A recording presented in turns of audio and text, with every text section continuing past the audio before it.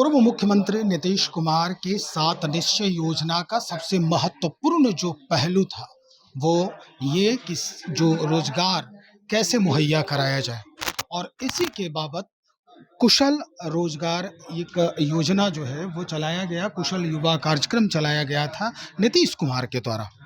लेकिन नवंबर 2025 के बाद इस पूरे कार्यक्रम पर जो है अब विराम लगने की स्थिति आ गई है। नवंबर 2025 से क्या अद्यतन जानकारी है वो हम जान लेते हैं। सर, सबसे पहले तो ये जानेंगे कि आज ये जो बैठक है वो किस वजह से है?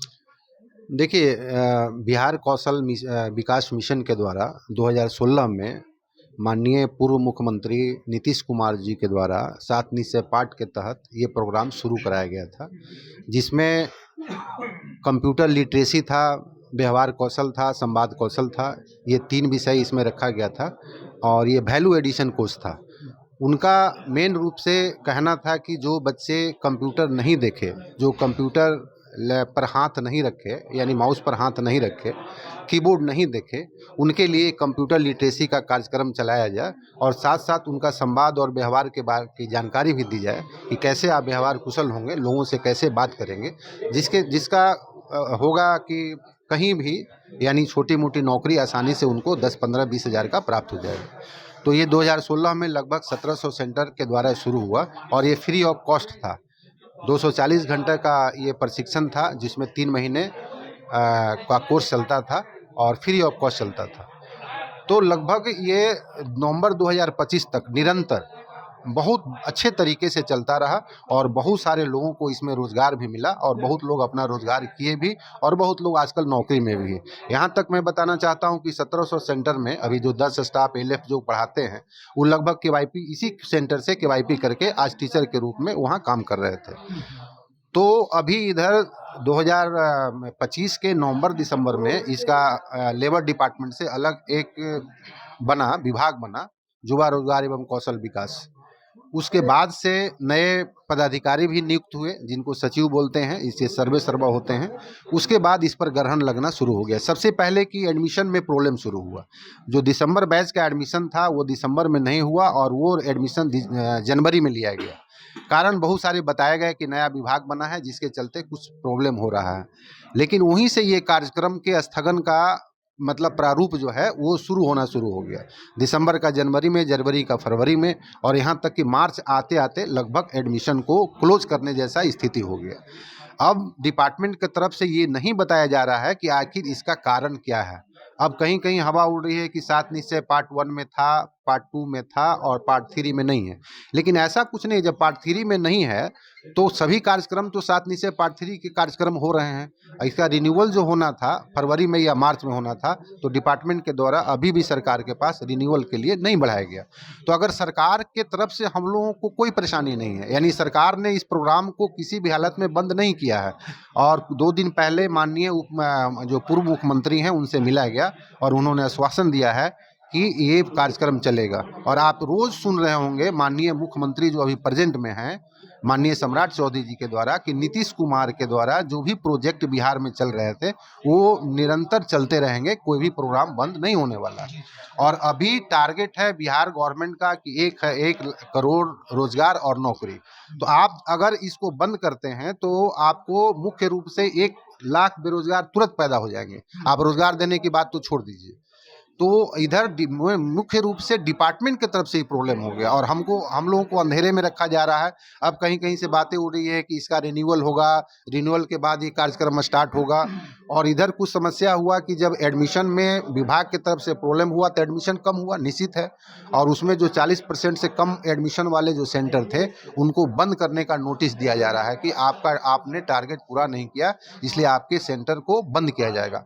अब देख लीजिए, एक तरफ विभाग कहती है कि इस प्रोग्राम को चलाने के लिए अभी योजना में शामिल नहीं है।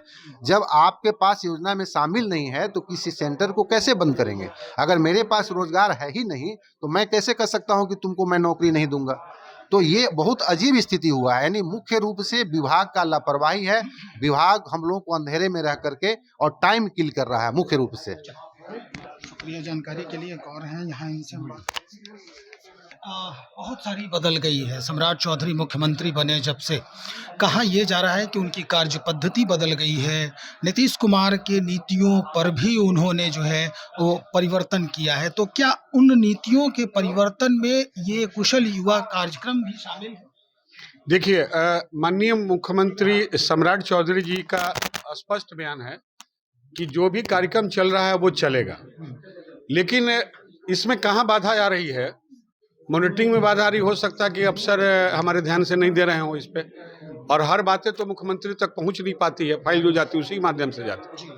नीतीश जी की जितनी भी योजनाएं हैं वो सब चलेगी, उन्होंने कहा भी है, लेकिन बीच में जो बाधा उत्पन्न हुआ है उसके चलती ही ये समस्या पैदा हुई है।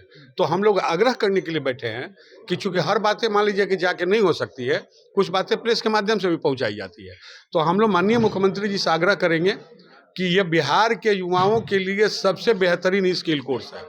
आप इसके को बढ़ाइए, इसमें और एडिशन कीजिए और बेहतर करने की कोशिश कीजिए। और काम करने के लिए तो 1700 वर्कर आपको बैठा हुआ है, इंफ्रास्ट्रक्चर लगा के बैठा है, पूंजी लगा के बैठा है, मेन पावर लगा के बैठा है, फिर कमी कहाँ है? कमी तो आप में है जो आप काम हमसे लेना नहीं चाहते हैं, या हमारा पदाधिकारी लेना नहीं चाहता है। हमसे काम लीजिए, हम लोग काम करने के लिए तैयार है। बिल्कुल। मैम, आप भी महिला हैं आप, और अगर देखा जाए तो युवा जो कौशल उनमें जो कुशलता लाई जाती है, तो ग्रामीण स्तर पे महिलाओं को भी ये लाभ मिल रहा है।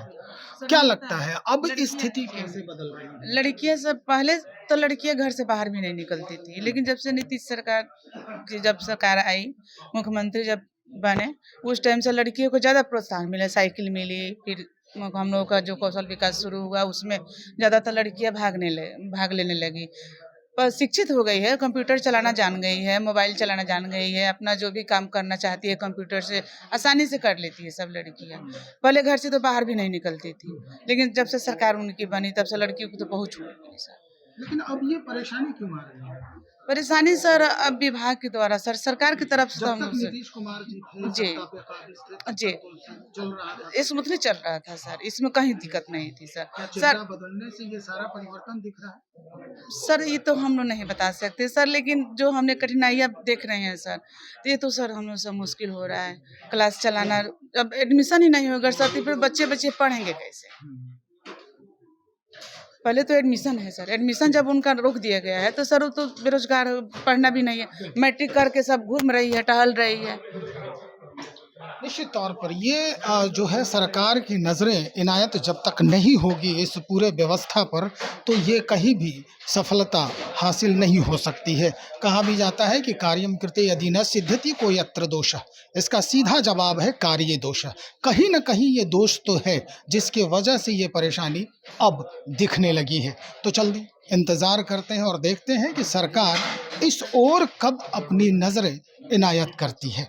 बने रहिए, जो भी अद्यतन जानकारी हम तक पहुंचेगी हम सीधा आपको बताएंगे। बहुत शुक्रिया।